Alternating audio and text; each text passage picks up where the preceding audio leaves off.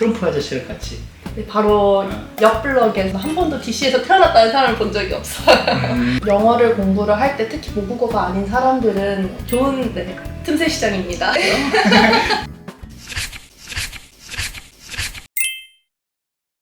네, 안녕하세요. 오늘은 굉장히 또 귀한 손님을 모셨습니다. 짧게 자기소개를 해주실 수 있을까요? 안녕하세요. 저는 비주개발은행에서 근무하고 있는 중앙대 사회학과 17학번 졸업생인 강다은이라고 합니다. 지금 현재 미국 워싱턴 DC에서 거주하고 있고 데이터 분석가로 근무하고 있습니다. DC에서 오셨죠? 네, 지난주에 DC에서. 워싱턴 DC 트럼프 아저씨랑 같이.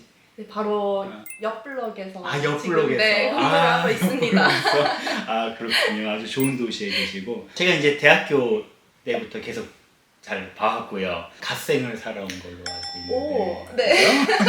대학 시절에 되게 귀한 경험이었다, 이건 꼭 쌓았으면 좋겠다라고 했던 경험이 있을까요?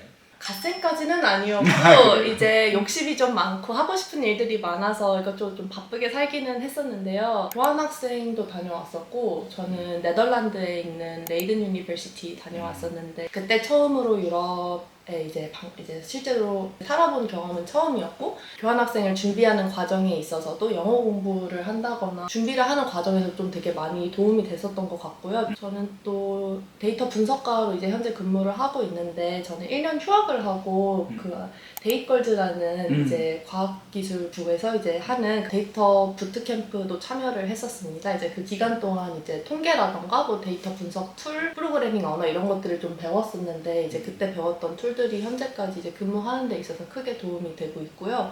그 외에 이제 작은 뭐 동아리 활동이라던가 혹은 뭐 수업에서 이제 뭐 발표하는 경험이라던가 이런 것들도 되게 도움이 많이 됐던 것 같아요. 데이터 사이언스 쪽도 준비를 하셨을 거고 다른 분야도 보셨을 텐데 진로 고민도 많으셨을 거 아니에요? 그쵸, 네. 국제기구를 원래 염두에 두고 준비를 하셨던 건가요? 아니면 여러 옵션 중에 하나였나요? 여러 옵션 중에 하나였는데, 이게 국제기구 같은 경우에는 워낙 석사를 하고 이제 좀 진입하는 경우가 이제 흔하기 때문에, 저도 또 학사를 막 졸업한 직후에 이제 국제기구를 갈 거라고 이제 생각을 하진 않았었지만 언젠가는 가겠다라는 염두에는 두고 있었습니다. 그래서 관심도 있어서 또 UNB 같은 그런 UN 볼런티어 같은 프로그램도 몇 번 이제 또 지원해보기도 했었고, 이제 그랬는데 어떻게 또 운이 이렇게 잘 맞춰져서 그래서 이제 졸업을 하자마자 국제기구에서 일을 하게 됐습니다. 제가 굉장히 놀란 게 이제 인스타그램을 보면 강다은 졸업생이 풍차가 돌아가는 그런 데서 레이덴 대학교죠. 스피노자가 맞습니다. 선배님이죠. 네네. 네. 거기 있다가 졸업을 하자마자 바로 또 워싱턴 DC에서 출근하는 모습을 또 보여줘서 굉장히 놀랐던 것 같은데, 이렇게 IDB를 지원을 해서 합격한 과정도 짧게 설명해 주실 수 있나요? 저는 이제 기획재정부에서 매년 국제금융기구 채용설명회를 이제 개최를 하는데, 졸업하기 직전 이제 마지막 학기를 다니던 시점에 딱 중앙대에서 이제 그 채용설명회를 했었어요. 캠퍼스를 걷다가 그 포스터를 보고 이거 학교에서 하는데 한번 지원을 해봐야겠다 이제 생각을 해서 지원을 했고, 눈을 크게 뜨고 다녀야 네, 되는군요. 이제 그 100주년 기념관 같은 데 가면 이제 포스터 이렇게 막 붙어있는 벽 같은데 되게 우연하게 봤어요. 그런 데 있는 정보들도 이제 좀 잘 활용하시면 좋을 것 같고, 채용 공고를 보고 이제 지원을 실제로 하게 되었는데, 이제 그 당시에 저도 이제 합격까지 할 거라고 생각을 하지 않고 이제 되게 가벼운 마음으로 이렇게 지원을 했었는데, 그렇게 좋은 결과가 있었습니다. 그때 IMF도 왜 인터뷰까지 했다가. 맞습니다.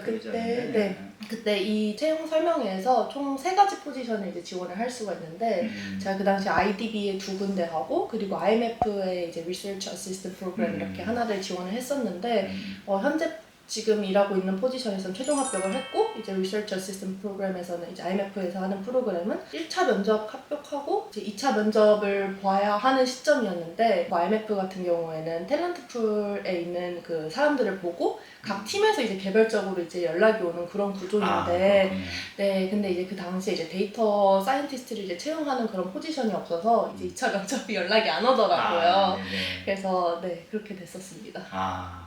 조금 화제를 돌려서 네네. DC에서의 삶은 어떠신가요? DC는 어떤 도시인가요? DC는 이제 미국의 수도죠. 그러니까 한국의 약간 세종 같은 느낌으로 이제 정부 건물들이 이렇게 많이 있고요. 그리고 DC가 생각보다 되게 작은 규모예요. 이게 70만 명의 인구로 이게 딱 동작구만큼의 그 인구를 가지고 있는 되게 작은 도시인데, 여기에서 이제 거주하는 사람들은 대체로 정부 기관에서 이제 연방 정부에서 일을 하거나 혹은 또 국제기구에서 일을 하거나 이제 외교관 이제 일로 이제 와 있거나 이런 사람들이 많아서 DC는 되게 DC 출신이 아닌 사람들이 이제 대다수예요. 저는 한 번도 DC에서 태어났다는 사람을 본 적이 없어요.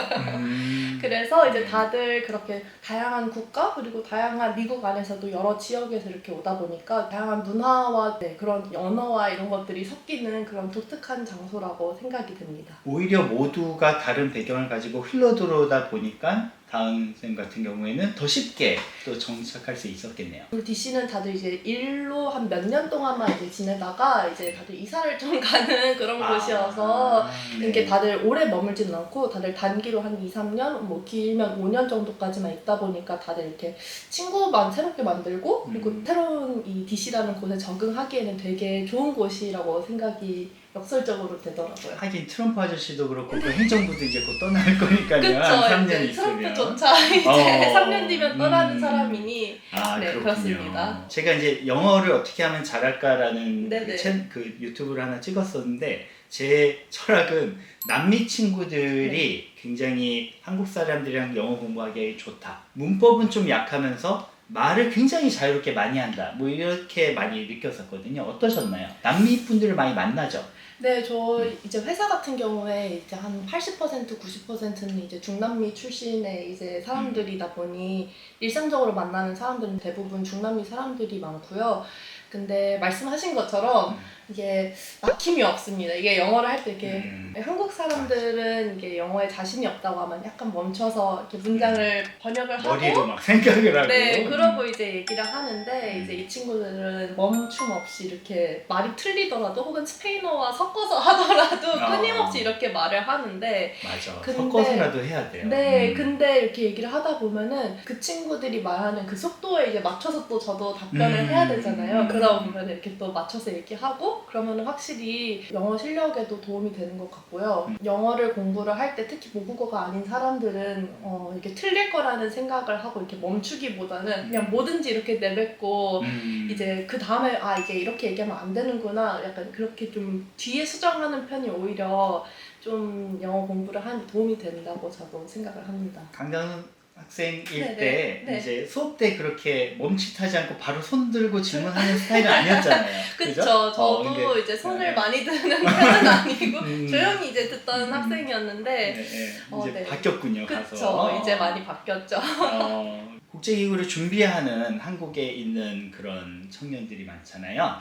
혹시 해주고 싶은 말이 있을까요? 어떻게 준비를 해야 된다든지 대학원을 꼭 가는 게 낫다든지 뭐 네네. 그런 게 있을까요? 이 채널을 보고 계시는 분들이 이제 대학생이라는 이제 학부생이라는 가정하에 이제 말씀을 드리면 이제 국제기구는 대체로 이제 석사 이상의 이제 그런 학력을 요구를 하기 때문에 좀 길게 보고 이제 좀 준비를 하시는 게 필요하고요. 제너럴한 어떤 항목을 이제 고르시기보다는 내가 좀 스페셜하게 뭐 예를 들어서 뭐 젠더 쪽의 스페셜리스트가 되겠다던가 혹은 뭐 복지 혹은 뭐 교육 이런 식으로 좀 하나의 좀 그 연구 주제를 좀 이렇게 좁혀서 선택을 하셔서 이제 석사를 하시는 게 굉장히 중요하고요. 좀 제너럴한 부분으로 이제 입사를 하려고 하면은 좀 어려운 그런 지점도 있기 때문에 아무래도 전 세계에 있는 모든 경쟁자들과 이제 경쟁을 자리를 하나를 두고 이제 경쟁을 해야 되다 보니까 조금 어려운 지점이 있을 수 있는데 좀 이렇게 좀 전문가 하나에 좀 특화를 해서 했을 때 훨씬 더 이제 가능성이 높다고 이제 생각이 됩니다.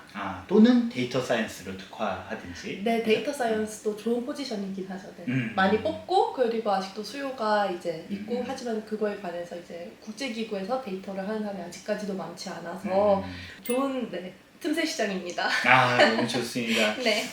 너무 귀한 말씀 많이 해주셨고요. 끝으로 대학생 친구들에게 네네. 한마디로. 네.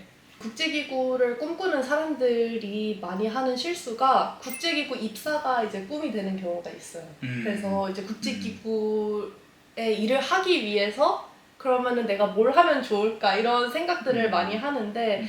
그렇게 이제 설정을 하다 보면 국제기구는 특히 이제 정권이 이제 뭐 이렇게 변했을 때 좀 불안정해지는 경우도 있고 예를 들어서 지금 현재 트럼프가 이렇게 정권을 잡으면서 이제 유엔에 이제 많이 이제 펀드도 깎고 이런 점들이 있다 보니까 국제기구 많이 목표가 되었을 때는 국제기구에 입사하지 못했을 때 약간 오는 이제 좌절감이 있을 수 있거든요. 그래서 국제기구 그 자체가 목표가 되기보다는 국제기구는 여러분들의 어떤 꿈을 실현할 수 있는 그런 플랫폼으로 생각을 하시고 좀 관심이 있는 분야를 찾아보시는 게 더 좋을 것 같다는 생각을 합니다. 아, 너무 좋은 말씀. 네. 오늘 귀한 시간 내주셔서 감사드리고요. 그럼 앞으로의 또 커리어가 끝난 게 아니잖아요. 그렇죠, 앞으로 네네. 이렇게 빛나는 커리어가 남아 있는데 잘 이렇게 헤쳐나가실 수 있기를 응원하겠습니다. 아, 네, 오늘 초청해 주셔서 감사합니다. 네, 감사합니다. 감사합니다. 네.